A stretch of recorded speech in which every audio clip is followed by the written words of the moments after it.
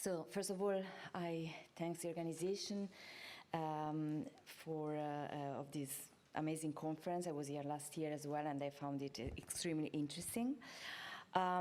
This is the outline of my presentation. I will start from an overview of the most important brain structural abnormality associated with COL4A1 and COL4A2 variant.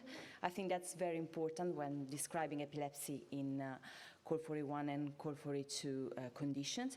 And then I will focus mainly on the characterization and management of epilepsy, and I will conclude with a few examples of our patient. But I would be grateful if you could avoid taking videos or photos, and I've already asked not to record this part for confidentiality reasons. So when we talk about epilepsy, we must refer to the latest classification of epilepsy, which, if you can see, is quite simple, because we have basically a distinction between focal and generalized onset of seizures, and based on that we classify the type of epilepsy based on mostly focal or generalized, and sometimes we have combined forms. But even more important now is becoming the, I don't know if you can see my pointer, not sure. I can see it, but sorry. No. Oh, yeah, it's there.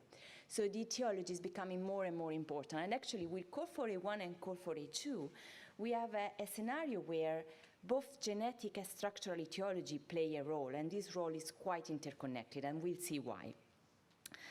So I must do this quick overview and timeline of what we learned about these genes. Here we have the most important people, protagonists of this journey. But you can see that, of course, COL4A1 has been associated with various neurological conditions. First of all, was porencephaly with Professor Gold. And then we had Anach syndrome, we had Brain-Small Vessel disease, we had Rator in terms of ophthalmological abnormalities, and we had more recently PAD-MAL. COL4A2, it was in 2012 where the predisposition to intracranial hemorrhage has been described, and also when a predisposition to Brain-Small Vessel disease was reported. So let's start from the first seminal paper. Here it was shown how mutation in COL4A1, first in a mouse model, but there was also connection with the human condition. It was associated with porencephaly and perinatal cerebral hemorrhage. And as I said, in 2012, then also COL4A2 variants have been reported with porencephaly, both de novo and inherited mutation. Then we had this other very beautiful paper where this family that you can see here had leukoencephalopathy, had hemorrhagic stroke, and also abnormality in the eye. Mostly is always the anterior segment of the eye. And again here, the role of COL4A1 variant was demonstrated.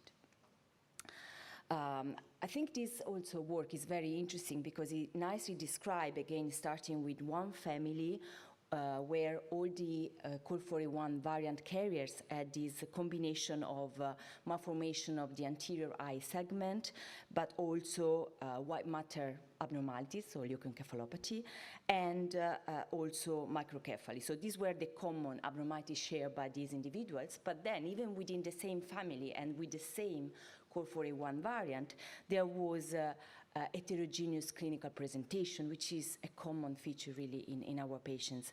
And mostly the clinical signs depend on the location and the extent of the damage in the brain, and include a mixture of neurological symptoms, mostly neurodevelopmental delay, epilepsy or seizures, hemiplegia, and ocular abnormalities.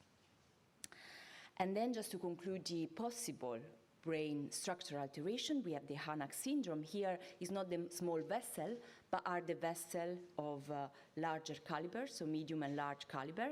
And these unfortunately can result in aneurysm formation that involve multiple organs, but of course also the brain. Here again, it was a beautiful paper, and you can see the aneurysm in these three families, mostly involving the carotid artery, but also basically any cerebral artery.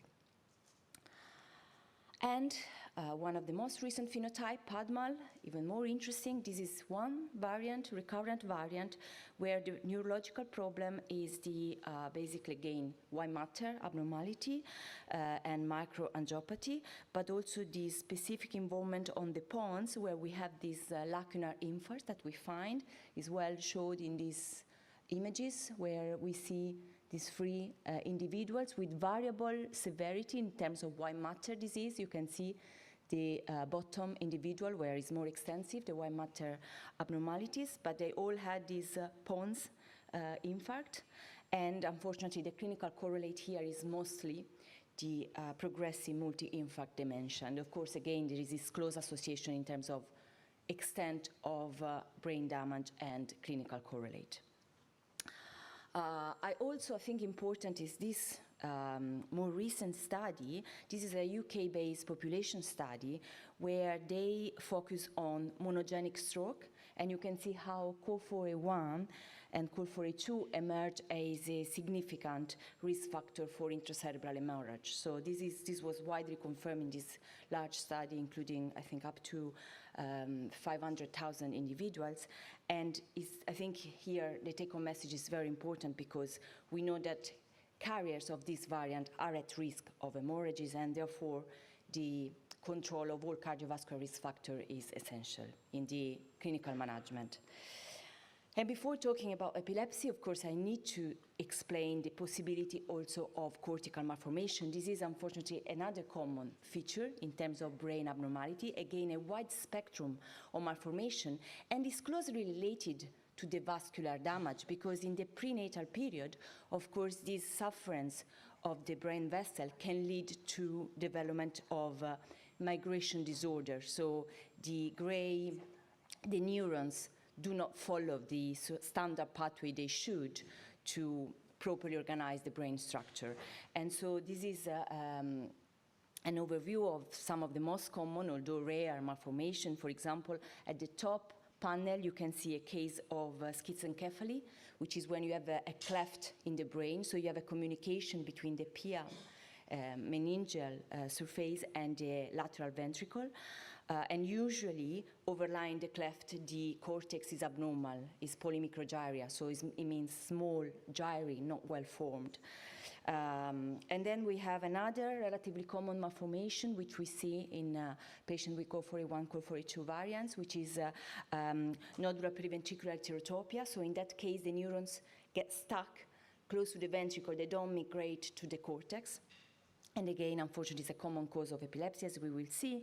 And also here at the bottom, you can see on the left the porencephaly, which is classical. So there is this cavity due to vascular damage, and also, again, polymicrogyria, which is in this case bilateral and asymmetrical. So based on this very wide spectrum of brain structural abnormality, we decided to conduct a study. Dr. Gasparini, which is here with us, was the main author and put together all this information. So we first went to the literature, where we selected 182 articles, described clinical manifestation of COL4A1 and COL4A2 variants.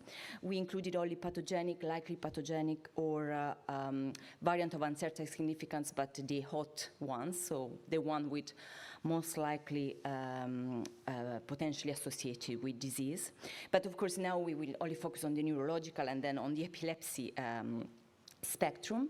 But we included basically 546 individuals from 430 families with COL4A1, and of course less prevalent is the 93 individuals from 53 families with COL4A2 variants. And there were only a small subset of individuals who had duplication involving both COL4A1 and COL4A2 gene, and this was considered also pathogenic. In the same study, we put together an original cohort, so a new cohort, and we had the support of the association, to which we are very grateful. These individuals were from 23 families. In total, were 43, and these were newly reported individuals. In terms of seizure or epilepsy, we had a prevalence of around 30% in individual carrying COL4A1 variants, and slightly lower, around 20% for individual carrying COL4A2 variants. Starting from the literature cohort, we had mostly focal onset seizure when we could get sufficient information on the epilepsy phenotype. And you will see that this sort of distribution is quite conserved in the literature and the new cohorts we have reported. So mostly focal onset seizures, but also epileptic spasm in the younger population and generalized onset seizure in a minority of patients. Unfortunately, as often happens in literature review, in a majority of patients there were no sufficient detail to characterize the epilepsy phenotype. Another important aspect is the childhood onset. In the majority of people with COL4A1, COL4A2 condition, the epilepsy has a childhood onset, but also adult onset has been reported. And again, sometimes from the literature, it was not possible to extrapolate. But this leads me to go back with our previous study, which was again done with the attempt to characterize the neurological phenotype. In this study we put together, it's now a bit outdated, it was 2018, but our aim is to try to characterize the neurological and epilepsy phenotype, and we put together 44 new patients and 55 previously reported. And in the new patient, we had 38 out of 44 patients with epilepsy. And again, as you can see, we had mostly focal onset seizure, epileptic spasm, and interestingly, in the epileptic spasm, we also had a focal onset in the majority of individuals, and more rarely we had tonic-clonic seizure without known focal onset. Again, a younger mean age at onset of seizures, so 15 months, so early. And also, I think interesting, the fact that in some patients, around 10%, seizures were the initial clinical presentation. In the same group, we had, as I said, focal onset seizure. These were defined for all subjects based on EEG criteria as well, so we were quite confident on the focal onset. And unfortunately, there was also 40% of patients, which is not irrelevant, with status epilepticus, so prolonged seizure requiring emergency intervention. And also in a minority of these patients, actually status was the, again, initial clinical presentation. So the epilepsy can be severe. But another interesting finding was that despite there was clear evidence of focal onset seizure, many patients had more widespread abnormalities on the EEG. And these more widespread abnormalities often were correlated with widespread white matter disease on the brain imaging, which is not surprising. I mean, of course, in a majority of our patients, we see sometimes focal abnormalities, but we also very often see leukoencephalopathy. And we believe that this could also explain why, of course, also on the EEG there are diffuse generalized abnormality, despite the seizure most often have a focal onset. And also, of course, not infrequently, we had comorbidities, including intellectual disability, behavioral disorder, and motor abnormalities. These were quite constant in this cohort of people with epilepsy. In terms of neuroimaging, again, wide spectrum. So this was just a summary of the individuals we included. So some had some ventricular enlargement and dysmorphia, thinning of corpus callosum, which is often, again, associated with white matter sufferance. These in the C panel, you can see this was a fetal brain MRI where there was evidence of an acute germinal matrix hemorrhage, and then unfortunately this resulted on the postnatal brain MRI that was taken at 8 days of life with extensive leukoencephalopathy, so white matter disease. And then we also had, again, cases of malformation of cortical development, panel D.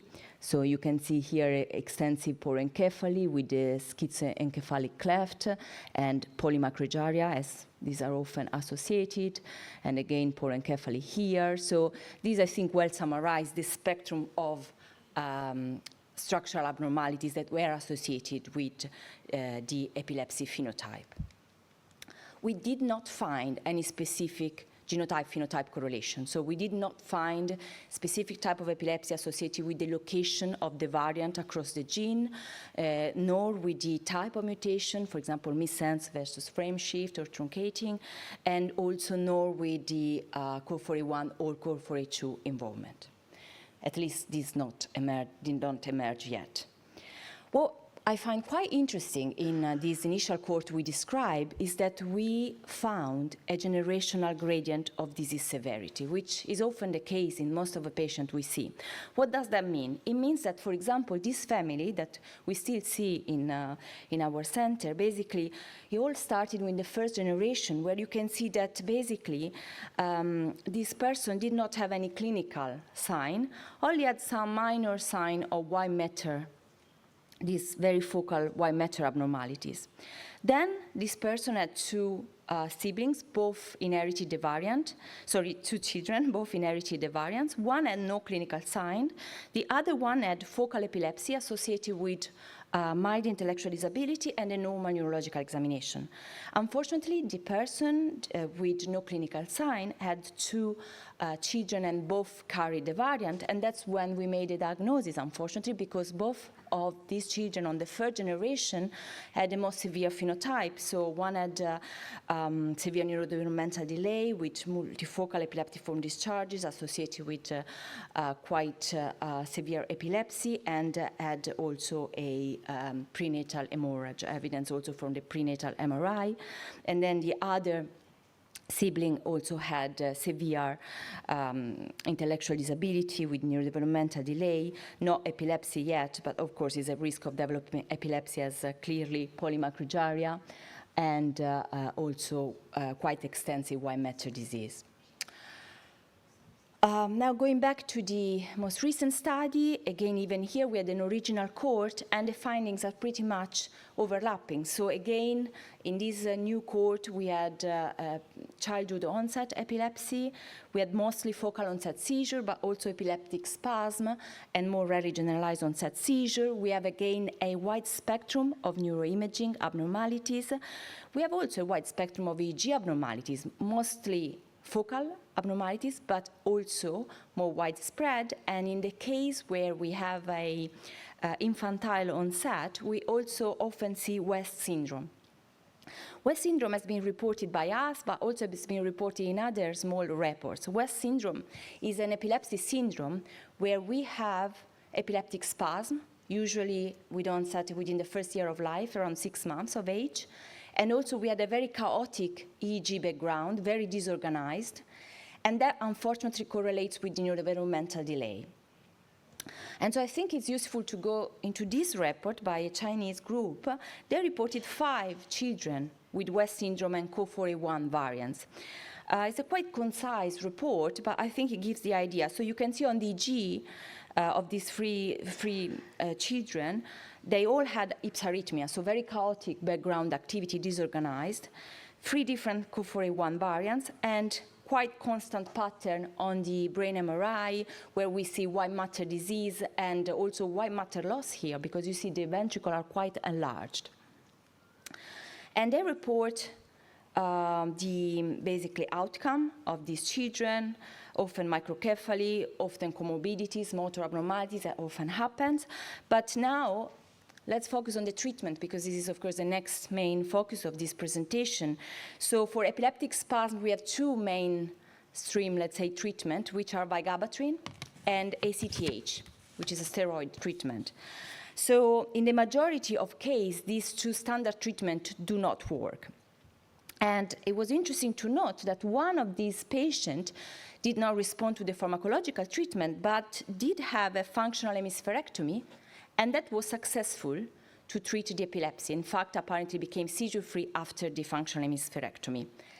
And this is interesting because this is the same thing we found in our cohort described a few years ago. We had 3 reports of surgical treatment, and the first one was a corpus callosotomy that this patient had at 6 years, and this led to significant improvement in seizure frequency, without complication, because of course one of the main worry, given this let's say, fragility of the vessel could be the risk of hemorrhage, which did not occur in these few patients. Another patient with West syndrome underwent corpus callosotomy at age 20 months. This did not work, so there was no difference in control of seizure, but then had functional hemispherectomy, and this led to seizure freedom. So second report of functional hemispherectomy that led to seizure freedom, and also global clinical improvement after that. And finally, in our court, we had a patient with focal cortical dysplasia who underwent resection of this malformation of cortical development and is still seizure-free after surgery. So in terms of epilepsy management, at the moment, also putting together all the evidence from the literature, there is no evidence that a specific anti-seizure medication works better than another. However, we mostly use treatment that we know work for focal epilepsy because the majority of these patients have focal onset seizures. So the choice of anti-seizure treatment should be based on the clinical and EEG findings. That's fundamental. Unfortunately, still, it seems that the majority of patients are drug resistant. And that's why it can be important to consider surgery, because we have this very low evidence, but still, I think important, that surgery can be effective, again, based on the clinical and EEG presentation. That's essential, as always. And also it's reassuring that these few reports did not report complication around the surgical procedure, especially in terms of risk of bleeding. Of course, usually always the most positive cases are reported, so we don't know whether there are patients that underwent surgery. Maybe you have some experience and had complications, so we can't exclude that. But also the fact that epilepsy surgery can be effective also highlight the fact that the majority of these people do have focal epilepsy. Otherwise, surgery shouldn't be considered. And I would like to conclude with these three examples that I think are quite paradigmatic of the type of epilepsy we see with these gene variants.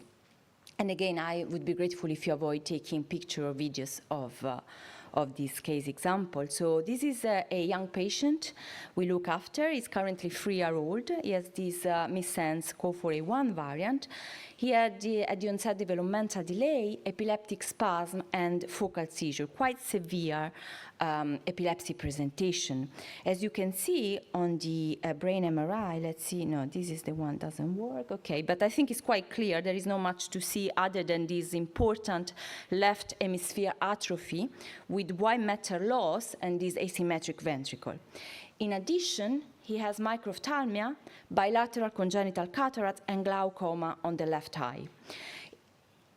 Again, it was treated with the standard treatment for epileptic spasm, so by gabapentin first, and then hydrocortisone, which we also use in addition to ACTH or in alternative to ACTH, but no significant response. And then more recently, is on this combination of etosuximide and phenytoin, which is weird. Usually we don't use that, but etosuximide is more effective for generalized abnormality, which it does have, again, proving that there is often widespread brain abnormalities, but also phenytoin for the more severe focal seizure he has. And so if I can show you the video, sorry, let me see if this works. Okay, this is a spasm, look now.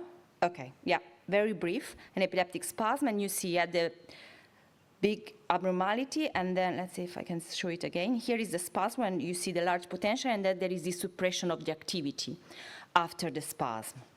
But it also has more severe focal seizure.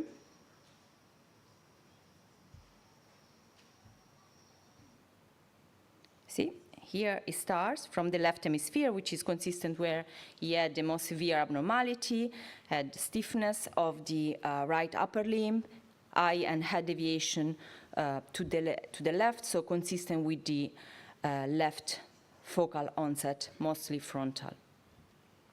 And so we have recently started him on phenytoin, hoping that we control at least partly the focal seizures.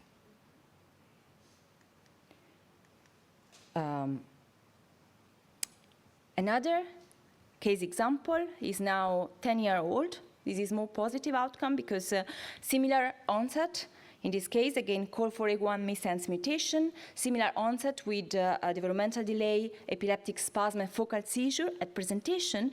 But here, the brain abnormality, if you look at the MRI, is slightly different because there was clearly a malformation of cortical development of the left hemisphere, quite extensive, and it was basically involving all the left posterior hemisphere.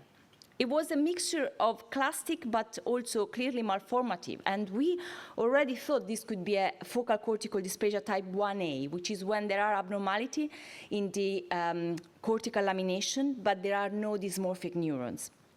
And in this case tried lots of different drugs. You can see, sorry, let me show you the MRI also on the axial sequences that show you more clearly probably the extent of the malformation, if you look at the left posterior part.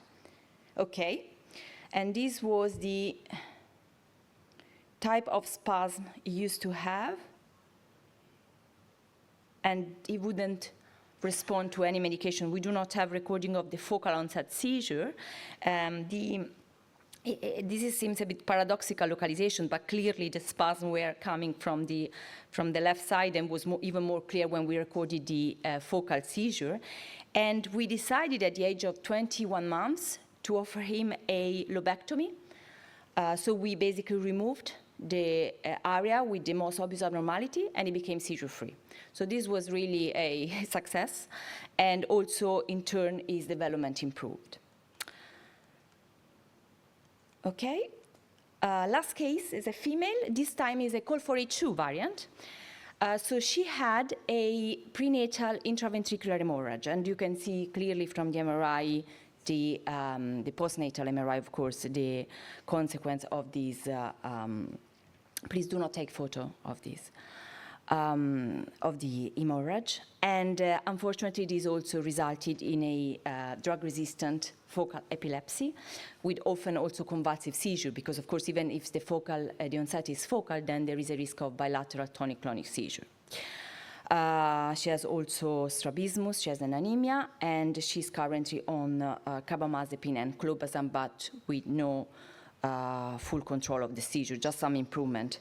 We do not have ICTA recording for her, but you can see here more widespread. Although she has clearly focal onset seizure, the abnormalities, even in this case, are quite widespread. One, without knowing all the other information, would almost think these are generalized type of abnormalities, but they are not. It's just because we often see, as I said, EEG generalized abnormality that is probably more in keeping with the leukoencephalopathy, which is bilateral and widespread.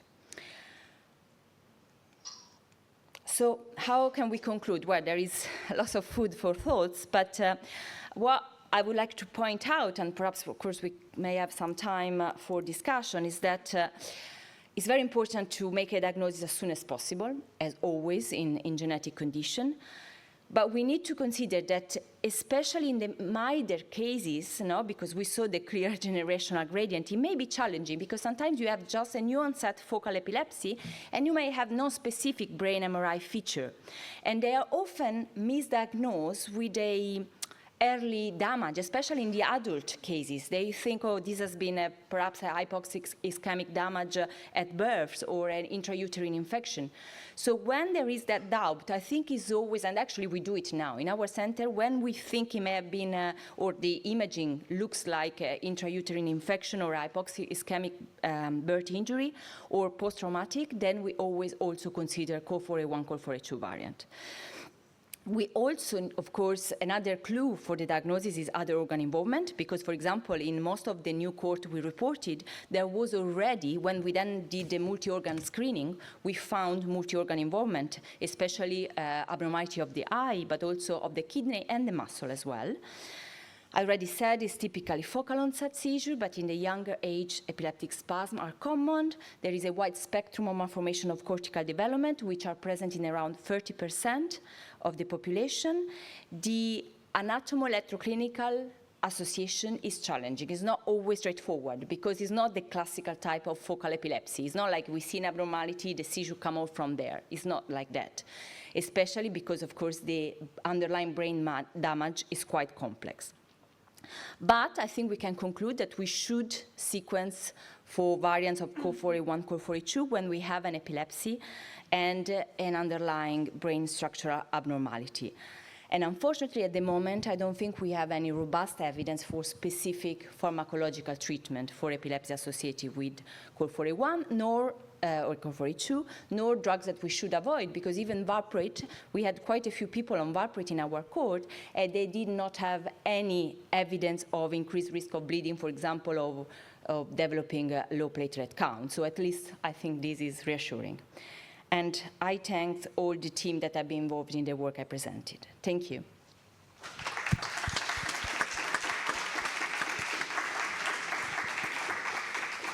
Grazie, Simona. Any question? So I just have one question. As you know, the main differential diagnosis of COL4A1 and COL4A2 related disorders is cerebral palsy. So I wonder if you think that there are any specificities that make us recognize COL4A1, talking about epilepsy, of course, that make the differences between the two in terms of the clinical presentation and the therapeutical management.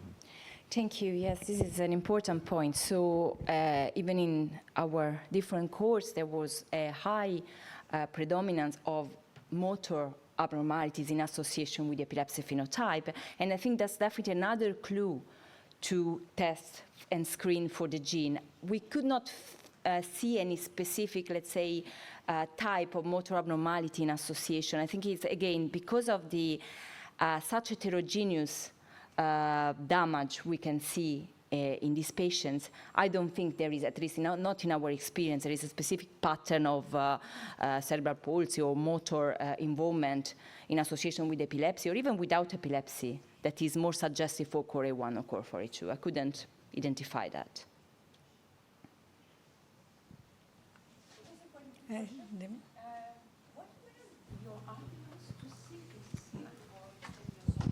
Sorry. What were your arguments to think that the mutation in the little boy, 10 years old, with this leucine mutation, position 11, was indeed a causative variant? Well, it was based on the ACMG classification. Now, I don't remember exactly why this was classified as pathogenic, but it was considered as such by our geneticist. Was it a de novo mutation? Yes. It was a de novo mutation. So I think one of the good things would be a sharing of, between the different countries, the mutations and the variants. That would be a very good idea to conclude. For example, if this variant is de novo, okay, it could be really a strong argument. And if we put together the mutations that we have in France, in Italy, that would help, because, for example, if we had this mutation, unless it would have been a de novo mutation, we would not have considered this variant because of the position as pathogenic. Because of the position and the nature of the amino acid which is mutated, which is a leucine. Yeah. And so I think it's important to accumulate. Yeah. And of course, I mean, even if it was de novo, we're never sure. I mean, we did sequence. Of course, this was part of a panel. We didn't, to be honest, in this case, we didn't even think, because it was more looking like a dysplasia. We didn't think specifically of COL4A1. It just came out after the epilepsy. So we excluded at least all other epilepsy genes potentially associated with focal cortical dysplasia. And also when we did the sequencing in the tissue, in the brain tissue, there were no other variants that stood up as potential mosaic variants that are also possibly associated with focal cortical dysplasia. So that also sort of strengthened the possible association. But of course, even if it's de novo, we never know 100%. Thank you so much. I was wondering, is there any hypothesis regarding the gradient severity? Because it's kind of surprising for a single mutation variant. I don't know, I was just curious. Well, I think I mean, I'm not a geneticist, but I think this may happen when there is a sort of, because of course, that's also when it gets recognized and when it's tested, no? When you have the most severe presentation, of course, it may have taken more generation to have a most, let's say, severe presentation. I don't know if also there is a phylogenetic explanation underlying. I can't comment on that. But it's not infrequent in this sort of dominant condition that we see this worsening over generation, and then we always find out when we have the most severe presentation. Thank you so much for sharing. I know a lot of this work is still ongoing. I am Patty Mussolino from Boston. One question that I have with regards to the seizure progression and the treatment, beyond the incidence of the seizures, what is it in the disease that you think, in your experience, is progressive or not progressive? If we were to have therapeutic development, like what are we targeting? And a question related to this, given the phenotypic range that you show with different, not only seizure phenotype, but also imaging correlates. Have you looked into blood-brain barrier as a propagating source of seizures or the cause of seizures? Like, this is things that I've shown in mice and rats and things like that, that if you open the blood-brain barrier, you get horrendous seizure disorders. But it's a disease that probably has alterations of blood-brain barrier. Is there anything known in your experience in the groups that you've been in contact with, and how much that could be contributing to the seizure in these patients? Okay, thanks for all important questions. Well, first of all, I will start answering the last question. I don't think really, from our experience in patient, we can comment on blood-brain barrier alteration. I don't think we have any direct sign for that. Of course, I think it's correct to assume it by knowing the pathogenesis and seeing this really variable damage we have on the MRI and this high vulnerability of the vessels. And I think this will be important because in case we arrive to somehow sort of gene-based therapies, and we're seeing this in other conditions, even just assuming that the blood-brain barrier is abnormal and showing it in models, it could be important for any therapy that we want to pass the barrier. This is just a sort of separate thought. And then in terms of target and biomarker, again, I think it's so difficult because it's so variable. And so I think still, at least in my experience, I would do it at an individual base, because we have the most severe presentation. We are the epileptic encephalopathies, where we have this quite stormy onset of epilepsy that suddenly just kind of halt any development, and you have regression, you have severe. And so in that case, it's essential to try to control the seizure, because in our patient where we manage to control the seizure, we then add in turn an improvement in the development. So I think that's really where we should ideally act and try to stop the seizure activity as soon as possible. But then we also had a just most classical cerebral palsy picture where epilepsy is not even a feature. And so really COL4A1 is one of those examples, and COL4A2, where you had all the spectrum, even in terms of encephalopathy. You can have just developmental encephalopathy even without epilepsy. And that is where the cerebral palsy picture prevails. And then the treatment should target something different. While then you have the very severe epileptic encephalopathy phenotype, where you know at least that if you target correctly the epilepsy, you can have a significant improvement, and that is what we really anecdotally saw in those cases having epilepsy surgery. It's very rare to achieve that only with drugs. And finally, you have the developmental and epileptic phenotype, the epileptic and developmental encephalopathy phenotype. And there is clear that even if you partially control the epilepsy, the development is still going on its own, and it's kind of going badly. So yeah, I can't see a clear target or a clear measure, and really I think it should be still patient-based, given the incredible variability. Then maybe we will arrive at a small variant-guided approach, where if we will really be able to catalog all the variants and associate it, but I don't think we have that yet.